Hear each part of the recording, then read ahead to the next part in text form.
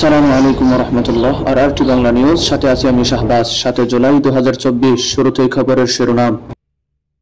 রোহিঙ্গা ক্যাম্পে অপরাধ নিয়ন্ত্রণে কঠোর হচ্ছে এপিবিএন পুলিশ।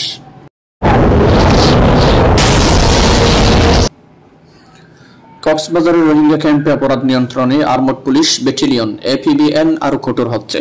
এছাড়া ক্যাম্পে কোন খারাপি বন্ধে পুলিশের টহল আরও জোরদার করা হয়েছে বলে জানিয়েছেন এপিবিএন প্রধান অতিরিক্ত আইজিপি সেলিম মোহাম্মদ জাহাঙ্গীর। রোহিঙ্গা ক্যাম্প পরিদর্শন শেষে সাংবাদিকদের সঙ্গে আলাপ করেন এপিবিএন প্রধান সেলিম মোহাম্মদ জাহাঙ্গীর।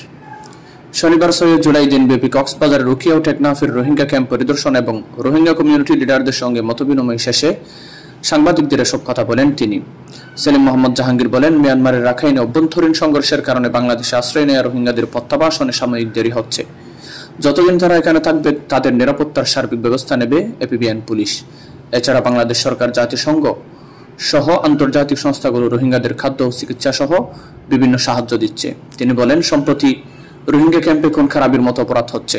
এসব গুরুতর অপরাধ করছে রোহিঙ্গারাই। তারা নিজেদের মধ্যে নানা গ্রুপে বিভক্ত হয়ে মারামারি করছে। এ ব্যাপারে রোহিঙ্গাদের মধ্যে এপিবিএন সচেতনতা তৈরির কাজ করছে। অপরাধ নিয়ন্ত্রণে রোহিঙ্গা ক্যাম্পের কমিউনিটি লিডার, মসজিদের ইমাম এবং ক্যাম্পে কর্মরত ধর্মীয় নেতাদের সঙ্গে মতবিনিময় করা হয়েছে।